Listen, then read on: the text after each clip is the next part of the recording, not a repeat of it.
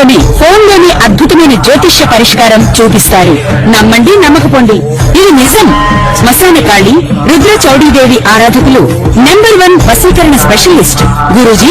మనిషి పుట్టుక నుండి చనిపోయే వరకు వచ్చే అన్ని క్లిష్టమైన సమస్యలకు పరిష్కారం ఇక్కడ లభిస్తుంది. విద్య, ఉద్యోగం, వ్యవహారం, స్త్రీ ప్రేమ, పెళ్లి, సంతానం, స్త్రీ పురుష వశీకరణం, భూవశం, భార్యాభర్తల కలహాలు, కోర్టు సమస్యలు, విడాకుల సమస్యలు, చేతబడి, అప్పుల బాధ, ఇంకా మీకు ఎలాంటి సమస్యలు ఉన్నా 72 గంటల్లోనే శాశ్వత పరిష్కారం చేయబడును.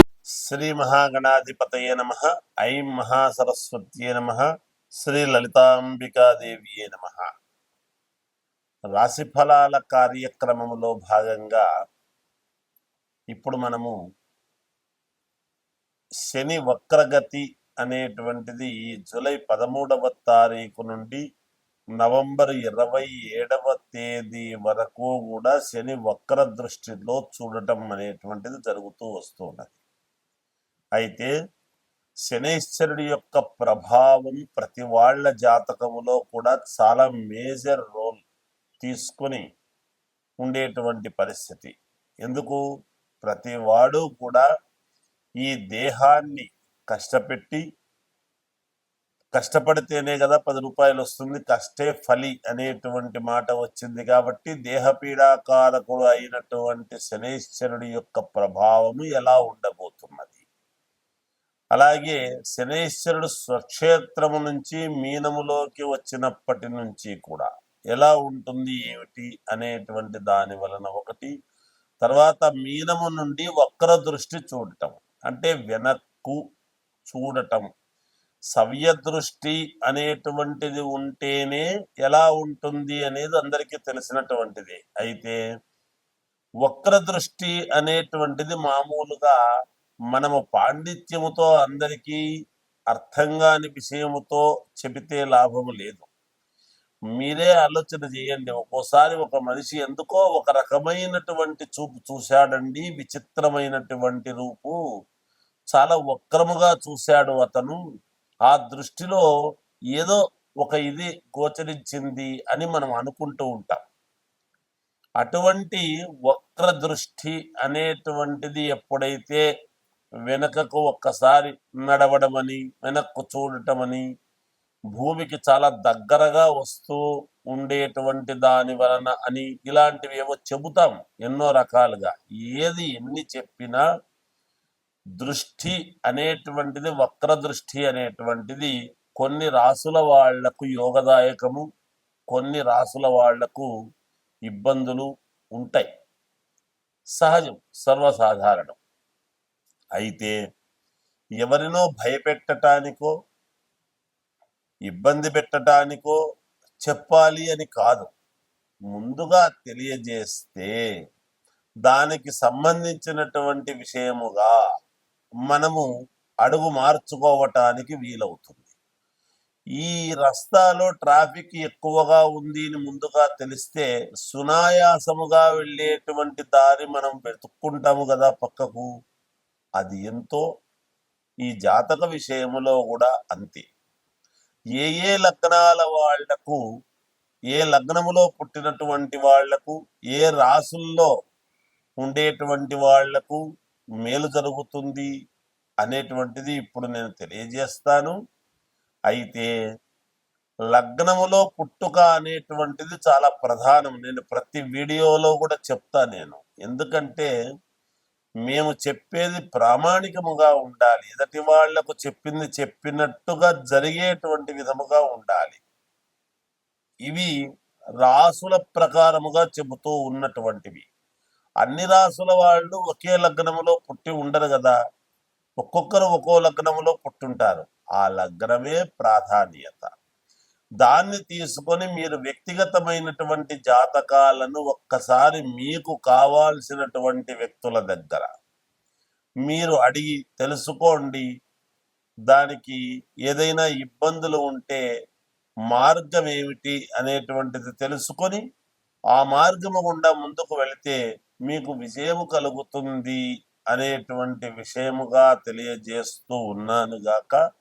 శని వక్ర దృష్టిలో ఎక్కువ శాతము వక్ర దృష్టి అని అంటే కొన్ని ఇబ్బందులే పెడతాడు ఎవరికైనా. ఎటువంటి వాళ్ళకైనా ఎంత స్వక్షేత్రములో ఉండి చూసేటువంటి స్థానాలు ఏమిటి అనేటువంటిది ఒకటి. ఇప్పుడు వక్ర దృష్టిలో ఉండేటువంటి దాని వలన 3వ స్థానములో ఉండేటువంటి వాళ్లకు, అలాగే 7వ స్థానములో ఉండేటువంటి వాళ్లకు, అలాగే 12వ స్థానము, ఇలా 5, 9 స్థానాలు, ఈ స్థానాల్లో ఉండేటువంటి వాళ్లకు ఎలా ఉంటుంది ఆ వక్ర దృష్టి వలన, మిగతా వాళ్ళకి ఎలా ఉంటుంది అనేటువంటిదే ఇప్పుడు తెలియజేస్తూ, మీనరాశి వారికి మీనములోనే శనైశ్చరుడు ఉండి ఇప్పుడు జూలై 13వ తేదీ నుండి నవంబర్ 27 వరకు వక్ర దృష్టితో చూస్తూ ఉన్నాడు. మీనములోనే ఉంటూ వక్ర దృష్టి అనేటువంటిది ఎప్పుడైతే చూస్తూ ఉన్నాడో తద్వారా మీనరాశి వాళ్లకు మిశ్రమ ఫలితాలుగా గోచరిస్తూ ఉన్నాయి. ఎప్పటి నుంచో కావాల్సినటువంటి స్థిరాస్తుల విషయంలో ఒక కొలిక్కి రావటము, విపరీతముగా శారీరకమైనటువంటి శ్రమ అనేటువంటిది పడటము, శ్రమతో పాటే డబ్బు అనేటువంటిది సంపాదిస్తారు. కొన్ని నైతిక విలువలకు కట్టుబడి అడుగులు ముందుకు వేస్తారు. మీ అభ్యున్నతికి తోడ్పాటు అయ్యేటువంటి విధముగా మీరు ఒక రాజమార్గము అనేటువంటిది వేసుకోబోతూ ఉన్నారు తప్పకుండా. అంతేకాకుండా మీకు సంతాన యోగము కూడా ఈ మధ్య కాలములోనే కలిగేటువంటి పరిస్థితి, అంటే నిలబడము కానీ కలగటము కానీ జరగవచ్చును. అలాగే సంతానానికి మేలు జరిగేటువంటి పరిస్థితులు ఉన్నాయి.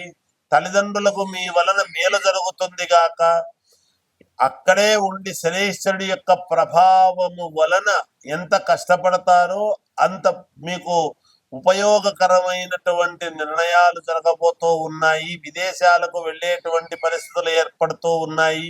ఉద్యోగాలు కావాల్సినటువంటి వాళ్ళు ప్రయత్నాలు చేసుకోవచ్చు, ఉద్యోగాలు వస్తాయి, మేలు జరుగుతుంది. ఇంకా మెరుగైనటువంటి ఫలితాలు కావాలనుకునేటువంటి వాళ్లకు ఒక్కసారిగా మీ మీ వ్యక్తిగతమైనటువంటి జాతకాలు చూసుకొని సఫలీకృతులు కండి అని తెలియజేస్తూ జయోస్తు. ఏ రాశి వాళ్ళైనా 12 రాశుల వాళ్లకు ఎప్పుడు కూడా ఏది కూడా మనం ఏమి మిశ్రమ ఫలితాలు కానీ ఇబ్బందికరమైనటువంటి పరిస్థితులు ఉన్నాయని అంటే కానీ మనం ఏమి ఎక్కడ అధైర్యపడాల్సిన అవసరం లేదు. అయితే సరైనటువంటి పరిష్కార మార్గం ఎప్పుడైతే మనము చేసుకుంటామో ఖచ్చితముగా మీకు మేలు అనేటువంటిది జరుగుతుంది. శాస్త్రాల్లో ఎప్పుడు కూడా దోషం అనేటువంటిది ఉండదండి.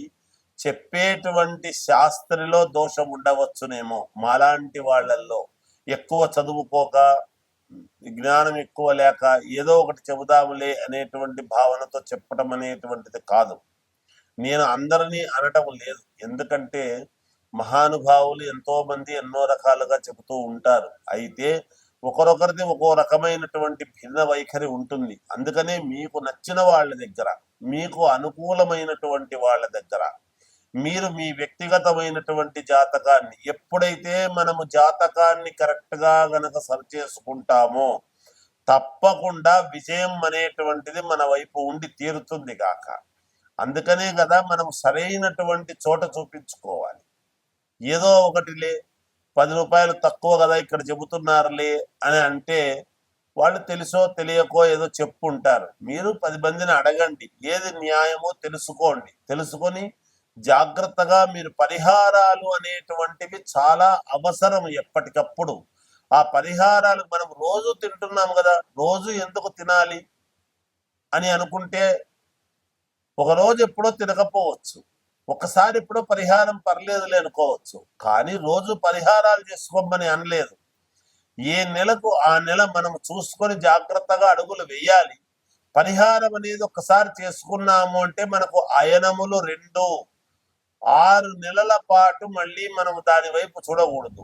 మళ్ళీ 6 నెలలకు మనం ఒక నిర్ణయం ఏమిటి అనేది తీసుకోవాలి. అది మనము అన్ని డబ్బుతోనే ముడిపెట్టేటువంటి పరిస్థితులు కూడా ఉండరాదు గాక. చిన్న చిన్న రెమెడీసే ఉంటాయి మన నడవడికలో, మనము చేసేటువంటి పనులలో, మనము నడిచే మార్గములో, ఇలాంటివి ఎన్నో ఉంటాయి.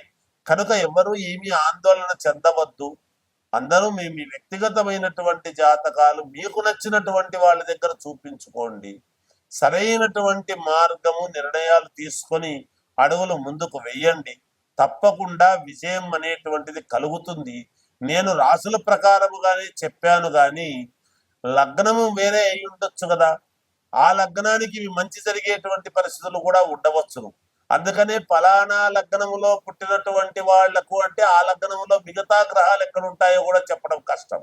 అందుకనే వ్యక్తిగతమైనటువంటి జాతకము చూపించుకోండి అనేటువంటిది పదే పదే తెలియజేస్తూ మీ అందరికీ కూడా మేలు జరగాలి అని కోరుకుంటూ జయోస్తు.